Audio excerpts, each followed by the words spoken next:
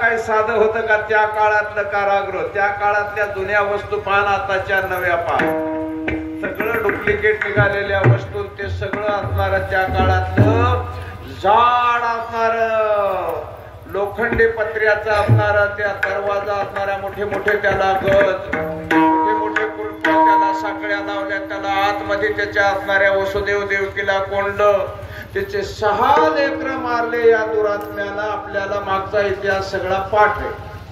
आणि 7व्यांदा राहिल्यानंतर तो भगवंताचा अवतार होता, त्याला प्रगट व्हायचं होतं, म्हणून तो असणारा योग मायेनं त्याला लांबवलं. माया देवालाही पळवते, माया देवाला पळवते. देव असणारा बंधू बळीभद्र देवकीच्या उदरातून त्याला बाहेर काढून रोहिणीच्या गर्भात गोकुळात नेऊन घातलं. आणि 7वा गर्भ जागी चिराला म्हणले कंसाच्या भीतीनं त्याच्या असणाऱ्या दराऱ्या. मग 8वा लागला ध्यास, ध्यान लागलं. ध्याने ध्याता पंढरी राया, मना सहित पालटे काया. ध्यान लागलं पाहिजे माणसाला. कोण्याही गोष्टीचं ध्यान लागलं की ध्यान स्वरूप ती वस्तू होते.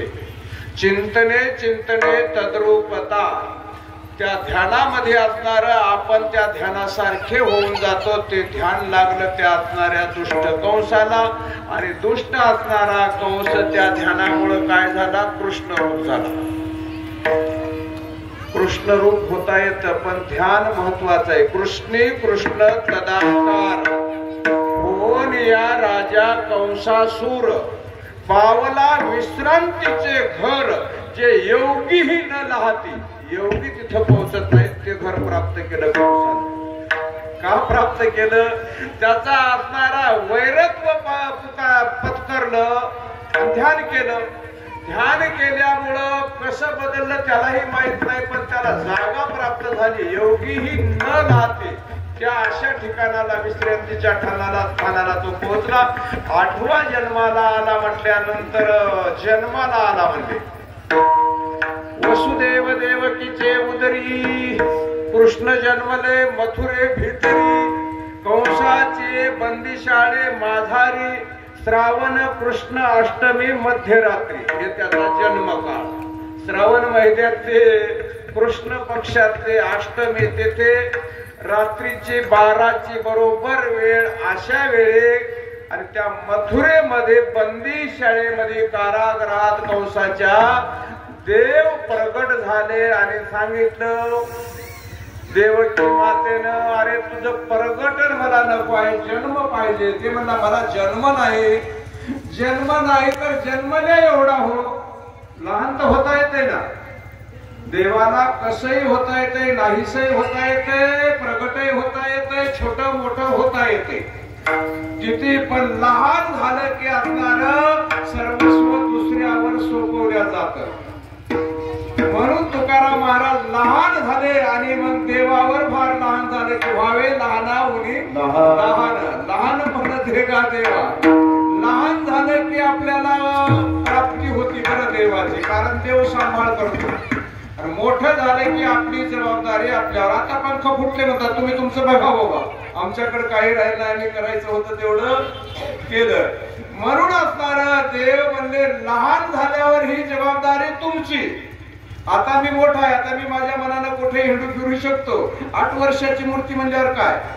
मग त्यावेळी देवकी म्हणले जे व्हायचं ते होईल, पण लहान व्हा म्हणले देवा. एकदा देवानं बाळ रूप धारण केलं आणि देवानं सांगितलं आता मला येथे ठेवू नका. एवढं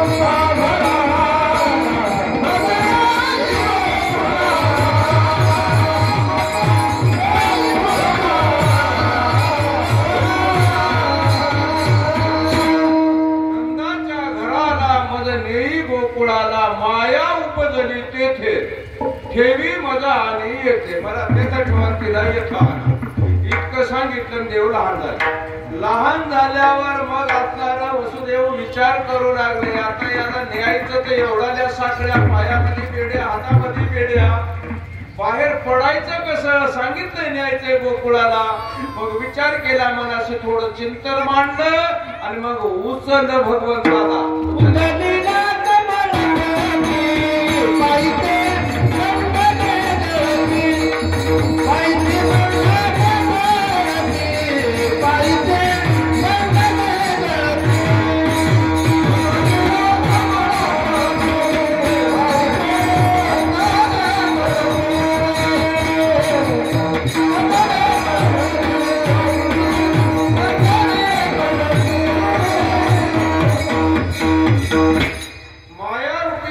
भगवंताची उचलल्या बरोबर पायातल्या हातातल्या बेड्या तुटल्या. दरवाज्याच्या असणाऱ्या त्या गेटला लावल्या शृंखळ्या तुटल्या. पायीचे बंधन जुळाले आणि बाहेरचे जागे होते त्याचे मुर्दे जाग्यावर बसले. मेले नाही पण मुर्दे तयार झाले त्याचे. का? भगवंताची माया. भगवंत माया कशी आहे? भगवंताच्या आधी नाही. भगवंतही मायेच्या आधी नाही बरं. म्हणून त्या मायेनं आवरण टाकलं बाहेरच्यावर आणि बाहेरच्याला असणारी ती अवस्था उत्पन्न झाली. कोणते? सुसुप्ती. काही कळलं आतही त्या ठिकाणी असणारे झोपले बाहेरही झोपले. ती अवस्था निर्माण झाली. भगवंताला टोपलीमध्ये घेतलं. मंद मंद पाऊस पडत होता. वसुदेवजी असणारे टोपलीमध्ये घेऊन चालले आणि त्यावेळी असणाऱ्या आशिषाला काळजी वाटलं की भगवंतावर पाण्याचा त्या ठिकाणी असणारा आपला त्याच्यावर असणारी छाया धारण केले. भगवंताचं संरक्षण वर केलं. वसुदेवजीला हे माहित नाही. यमुनेला आल्यानंतर पूर आला होता. यमुनेला पूर चढला. पायाचं दर्शन दिलं यमुना मातेला आणि वसुदेवजीला त्या ठिकाणी गोकुळात जाण्यासाठी रस्ता मिळाला. नंद बाबाच्या वाड्यात नेलं. तिथं टेकीवलं बांधबात होतं आहे की नाही. लवकर टेकवलं. तेथे असणारी माया रूपी मुलगी जन्माला आली होते आणि ती असणारी उचलली. माया सुद्धा जन्मत नसते बरं. माया भगवंताच्या बरोबर आहे. तिचं स्फुरण होतं फक्त. उठे विकार ब्रह्मीमूळ अवघे मायेचे गाभाळ. माया म्हणजे भगवंताच्या स्वरूपात आलेलं स्फुरण ते उत्पन्न झालं होतं. तिथं त्या माया रूपी असणाऱ्या मुलीला उचललं वसुदेवजीनं. परत आल्याबरोबर हातात बेड्या पडल्या. का बेड्या पडल्या? तर मायेचा स्वीकार केला. मायेचा स्वीकार केला की बेड्या पडतात. बंधनात माणसं अडकतात. कशामुळं? मायेमुळे अडकतात. सगळे आपण मायेमध्ये बांधल्या गेले आहोत. जोपर्यंत भगवंत उचलले की बेड्या तुटल्या. माया घेऊन आले की बेड्या जशाला तशा बाहेरचे दरवाजे फटाफट लागले. बाहेरचे जागे झाले. आणि मग त्या मायेनं आतंक फोडा रडायला लागली आणि तेवढ्यामध्ये बाहेरचे म्हणले आठवा जन्माला कंसाला जाऊन सांगितलं. कंस खपाटा केला. आला थरथर कापत आणि दरवाजा उघडला. तिला घेतलं हातामध्ये. आदळ आपटणार तेवढ्यामध्ये माया हातात गेले आणि मग म्हणते तुझं लागी कधी? तो जन्माला मज आधी. फक्तही सांगून दिला कुठे जन्म जाते. सगळ्या जगातले लेकर मारावं लागत होते. गोकुळावर गेली होती पुन्हा माणसाला पत्ता नाही सांगितला. पत्ता बरोबर सांगितला. अरे तुला मारणारा माझ्या आधी जन्माला कोणी मारू शकत नाही. आणि त्यावेळी तिने त्या कंसाला संदेश सांगितला. कंसाला कळालं की आता तर आपलं काही खरंच नाही. म्हणले विठ्ठल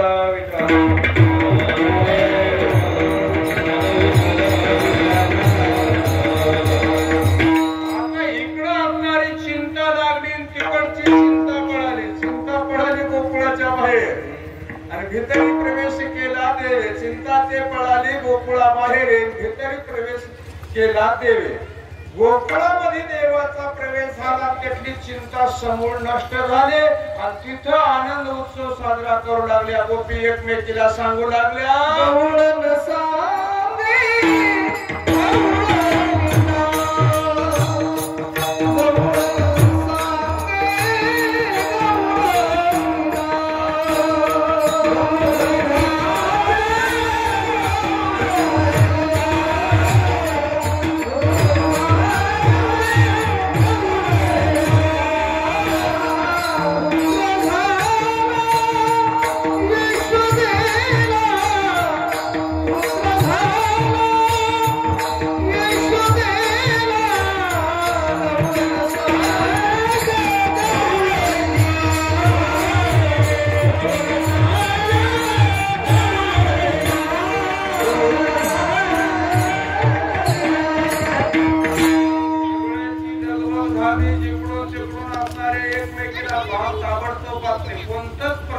माध्यम असणारा इतकं जलद गतीनं प्रसार करू शकत नाही. जे महिला मंडळी प्रसार करताना त्यांना एक गोष्ट कळाल्याबरोबर भरभर सगळ्या गोकुळभर ती बातमी पसरली की नंद बाबाला मुलगा झाला, नंद बाबाला मुलगा झाला आणि सगळ्याला आनंद झाला. बऱ्याच दिवसानं मुलगा झाला होता म्हणून सगळ्याला आनंद झाला. आणि सगळे असणारे बघ असणारे कोणाच्या घरी भागवत लावलं, कुठं रामायण लावलं आणि कुठं असणारे भजन म्हणू लागले, गाणे म्हणू लागले. अभंग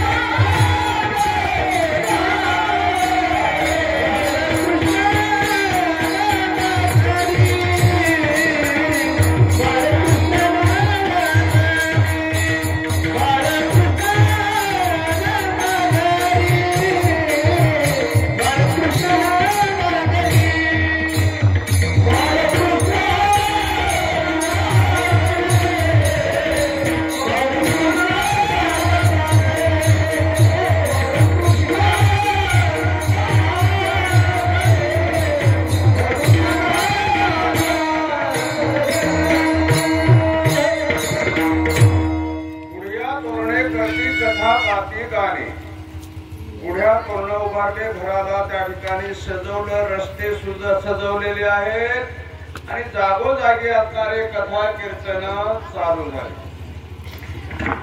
चालू झाले तर आनंद स्वरूप असणारा देव घराला आला. देव घराला आल्यावर मग काय आनंदाला पारावार राहिला नाही, अंत पार नाही लेखा. किती त्याचं लिखाण मांडलं तरी त्या सुखाचं मोजमाप काढता आलं नाही.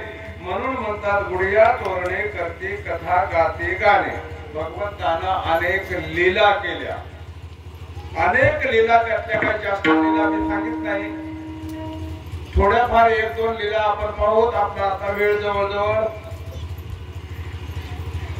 पुतना नावाची एक राक्षसी मारली म्हणतात. ती राक्षसी नव्हती पूर्वजन्मात, तिच्या मनामध्ये तिच्या मनात आलेली गोष्ट भगवंत पूर्ण करतो, पण मनाभावातून त्या गोष्टीशी समरस पाहिजे. ज्या वेळी वामन रूप धारण करून भगवंत बळीच्या द्वारामध्ये भिक्षा मागण्याकरिता गेले, त्यावेळी भिक्षा मागत असताना छोटस बाळक असणार त्या बळीच्या मुलीनं जिथं जिथं आवरत्नमाला तिनं बघितलं. म्हणजे फारच लहान दिसायला महाराज ब्राह्मण वेशातला. असा मुलगा मला झाला तर मी याला किती आनंदानं दूध पाजेल असं वाटलं तिच्या मनामध्ये. मग ते बालक असणार तिनं बघितलं, तिच्या मनात भाव आला. थोड्या वेळानं त्या बालकानं 3 पाऊल जमीन मागितली. बळी द्यायला तयार झाला. शुक्राचार्याला अडवलं गुरुनं. गुरु असणारे शिष्याला सत्मार्गाला लावित असतात, पण हा दैत्य गुरु होता शुक्राचार्य. आणि दैत्य गुरु असल्यामुळे त्यानं ओळखलं की हे असणारा ब्राह्मण नाही, भिकारी नाही, कोणी नाही, वैकुंठातला ब्राह्मण आहे. वामन रूपात भगवंत आले तर हे ओळखलं. सांगितलं देऊ नको दान. तर बळीनं सांगितलं हे देव आहे का म्हणले वैकुंठातला. मग याच्यापेक्षा माझं भाग्य काय. देव जर माझ्या दारात याचक होऊन भीक मागण्याकरिता येतो तर माझ्यासारखा दानशूर मीच असं म्हणून बळीनं त्या गुरुचं सुद्धा ऐकलं नाही. काही गोष्टी गुरुच्या ऐकू नये, काही आई बापाच्या ऐकू नये, काही किती मोठा महाराज असला तरी ऐकू नये. पण गोष्टी काही वेगळ्या असतात. काही आई बापानं सांगितलं आज कीर्तनाला जायचं नाही, ऐकायचंय का. आज देवाचं नाव घेऊ नको, ऐकायचंय का. नाही ऐकायचं. कोणी असो देत. प्रल्हादाला सांगितलं देवाचं नाव घेऊ नको. मग प्रल्हादानं सोडलं का?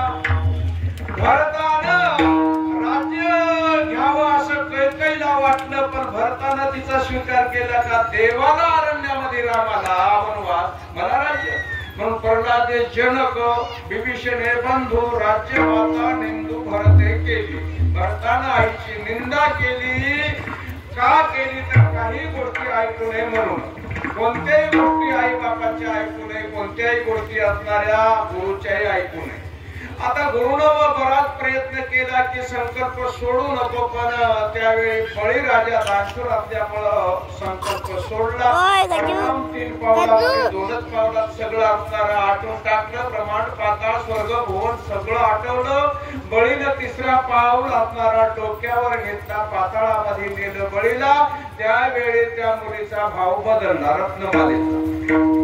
असं जर पूर्ण ह्या पोटी जन्माला आलं तर याला 20 पाजून मारून टाकेल मी. देव म्हणले ही इच्छा तुझी पूर्ण करेल, पण पुढच्या अवतारामध्ये. अशी असणारी ती रत्नमाला आता पुतना झाली. आणि कंसाच्या सांगण्यावरून गोकुळामध्ये कृष्णाला मारायला आले, पण कृष्णानं तिला मारलं. कथा दामन लावीत नाही, कारण भागवत आपल्याला पाठ नाही. म्हणून बरेच लोकांनी भागवत सोडून दिलं. भागवतामध्ये राधेचा उल्लेख किती वेळा आहे? बरेच महाराज सांगतात भागवतात राधेचा उल्लेख कुठंच नाही. पण मी भागवत वाचलं, राधेचा एक श्लोक माझ्या लक्षात आहे. म्हणून दाखवित नाही, मला पाठ नाही म्हणून. पण राधेचा उल्लेख महाराज भागवतामध्ये राधा शब्द नाहीच म्हणून असं मी बरंच ऐकलेलं आहे. पण माझ्या लक्षात आलं की राधा हा शब्द भागवतात आहे की नाही. पूर्णच भागवत पुरापासून सुरू केलं, शेवटच करून टाकला. दशमस्कंदामध्ये असणार राधेचा उल्लेख एका श्लोकामध्ये आलेला आहे. विठ्ठल विठ्ठल.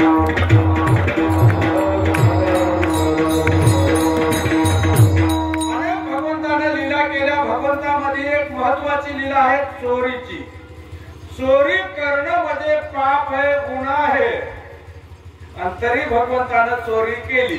चोरी कशाला म्हणतात? गाठोडं बांधायचं, घराकडे घेऊन जायचं, लेकरा बाळाला चालायचं, काही बँकेत टाकायचे, याला चोरी म्हणतात. उसाच्या मळ्यात गेले, एक उसाची मोळी तोडली, घराकडे नेली, त्याला चोरी म्हणतात. उसाचं थळ लागले, जाग्यावर बसला, किती 2 गोळ्या तरी ऊस खाल्ले तरी त्याला चोरी म्हणत नाही. पण भगवंतानं किती लोकांच्या घरचं लोणी, दही, दूध चोरून आपल्या घरी आणलं. कोणाच्या घरचं आणलेलं आहे का? कुठे उदाहरण कोणाकडं? अजिबात नाही. तिथंच जायचं, तिथंच खायचं, बाकीच्या गोपाळाला वाटून टाकायचं. ही भगवंताची लीला झाली. ही झाली असणारा याला म्हणतात लौकिक भाव आहे. लौकिक भाव. ही चोरी लौकिक आहे. भगवंतानं चोरी खरी केली, पण चोरी केली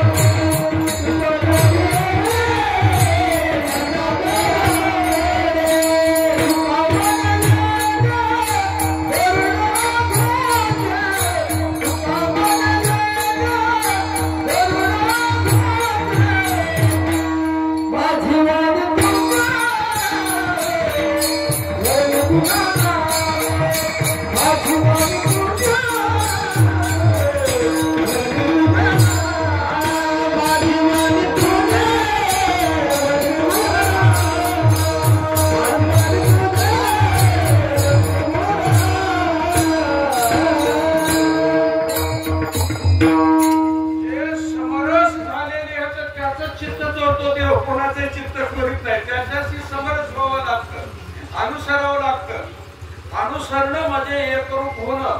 अनुकरण वेगळं आणि अनुसरण वेगळं. जे त्याला अनुसरले, त्याच्या पायाला अनुसरले, त्याच्या असणाऱ्या नावा रूपाला एकरूप झाले, त्याचं चित्त चोरलं. आणि ते चित्त कसं आहे? दोन्यापेक्षाही मऊ आहे. परंतु सभा हे नवनीत तैसे सज्जनाचे चित्त. म्हणून दुसऱ्याचे कोणाचे चित्त चोरले नाही, सज्जनाचं चित्त चोरलं. ही महत्वाची चोरी गोकुळामध्ये हा विषय आहे. म्हणून हे चित्त चोरण्याचा त्याला चित्त चोर म्हणतात. चित्त चोर नाव पडलं भगवंताला. पुढे असणाऱ्या गोकुळी त्या गोकुळच्या असणाऱ्या गवळणी गाढवानं सांगायला येत होत्या. यशोदेच्या घरी येऊन गाढवानं सांगायच्या कृष्ण असा करतो तसा करतो. बरेच गाढवाने ऐकून हे सुद्धा असणारा त्यांचा खेळच आहे. त्यांना सुद्धा त्यांच्याशिवाय गमत नव्हतं. कोणती एखादी वस्तू आपल्या आवडीची झाली की त्या वस्तूशिवाय आपल्याला चैन पडत नाही. भगवंत ही आवडीची वस्तू झाला त्या गोपीच्या, म्हणून ते गाढण्याचं निमित्त करायच्या गोपी कृष्णाचं दर्शन घ्यायचं, त्या निमित्तानं निघून जायचे. अशा अनेक लीला भगवंताने केल्या त्यावेळी. आणि अशा लीला त्या ठिकाणी असणाऱ्या मग मात्र त्यावेळी काय झालं, यशोदा मातेला आणि त्या नंद बाबाला सांगितलं आता म्हणजे गावातला खेळ तुझा बंद जा म्हणले. वळू गाये सुजे एके खाये.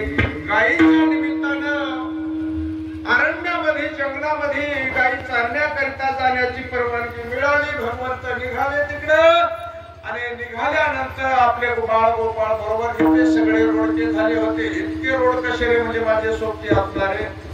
चोऱ्या करायच्या घरातल्या, खायचं मस्त प्यायचं म्हणजे सगळं मथुरेच्या बाजारला जाते. डायरेक्ट पहिला अधिकार आपला आपण कमावलेला आहे ते आपण खाऊन उरलं तर मग असणाऱ्या विक्रीचा उपयोग करायचा. सगळ्यांना भगवंतानं बनवलं, सगळ्यांना आपलंसं केलं. सगळे भगवंताचे जीवनक झाले. अरण्यामध्ये जायचे आणि तिथं जाऊन त्या ठिकाणी अनेक लीला करायच्या. रोजचा काला होता, एका दिवसा काला होता. तिथं काल्याचे प्रकार बरेच होत. शिवा शिवाचा काला, भगवंताच्या नामाचा खिचडी काला आणि दुसरा आहे लाही दही एकत्र करून त्याचं मिश्रण करून सादृश्य वस्तू असणारे दोन्ही सारख्या वस्तू एकमेकांना टाकल्या. रंग सारखा पाहिजे, त्याचे गुण सारखे पाहिजे, एकत्र झाले की तो काला होता. तो आपले गुण सारखे नसले तरी आपल्या गुणामध्ये बदल करून घ्यावा लागतो.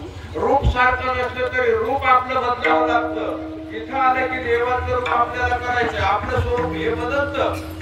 कीर्तन चांगलं होय अंग हरी रूप.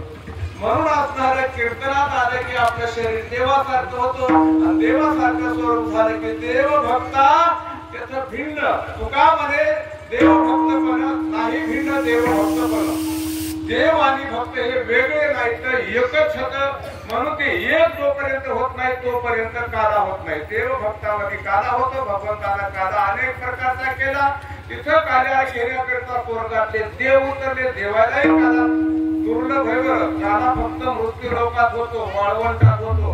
तुका म्हणे वाळवंट बरवे नीट उत्तम. अशा जागी काला व्हावा की त्या काला झालेल्या जाग्यामध्ये इतर काही उगवू नये.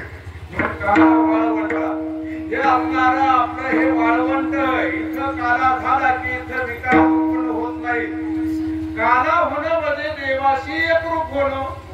देव भक्त हे असणारे भिन्न राहत नाहीत. त्याच्यामधला द्वैत असणारा संपून जातो. अद्वैत स्थितीला पोहोचणं म्हणजे काला आहे. भगवंतानं काला केला. एक लीला महत्वाची आहे. आता ती लीला आपण या ठिकाणी घेणार आहोत. थोडस सगळ्यांनी एक हात वर करून भगवंताचं नामचिंतन करू. विठोबार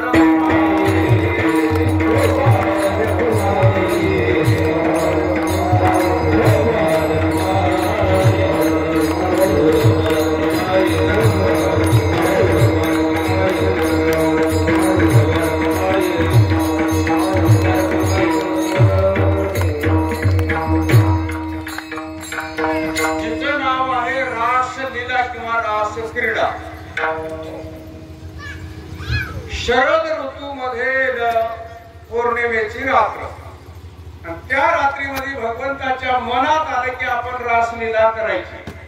रासलीला करायची म्हटल्यानंतर भगवंत असणारे वाड्याच्या बाहेर पडले, वृंदावनामध्ये गेले आणि तिथं जाऊन बासरी वाजवली. अशी मधुर बासरी वाजवली की त्या बासरीचा नाद ऐकल्यामुळं माणसच नाही पशु पक्षी सगळे असणारे आकर्षित व्हावेत. असा भुले विले भुले भुले विले भुले भुले विले विले भुले विले भुले भुले विले भुले विले विले विले वादे विले विले विले वादे विले विले विले वादे विले विले विले वादे विले विले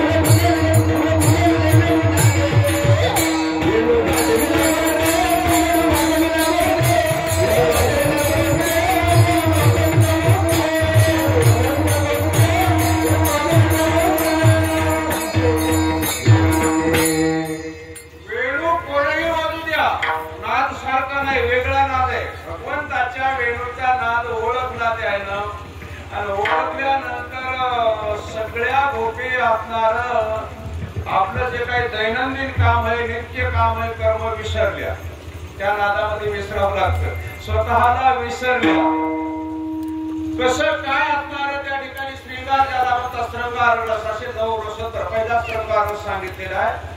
श्रृंगार कसा करावा हे आपल्याला पहिल्याकडून शिकावं लागतं. काजळ कुठं लावावं, त्याही त्या असणाऱ्या कृष्णाच्या विरहामध्ये, त्या असणाऱ्या युगलगीतामध्ये, त्या गायनामध्ये, वेणूच्या नादामध्ये डोळ्यातलं काजळ कुठेही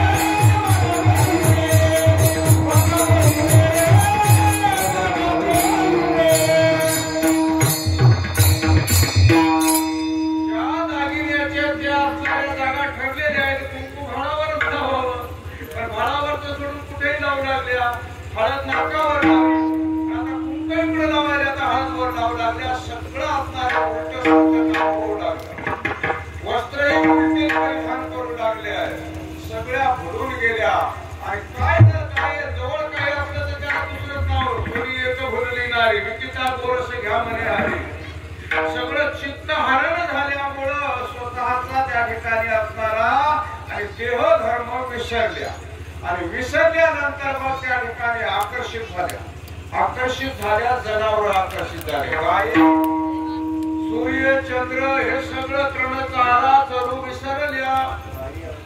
गाई व्याघ्र एके ठाई झाले, पक्षी पुढे निवांत राहिली, वैरभाव समूळ विसरले.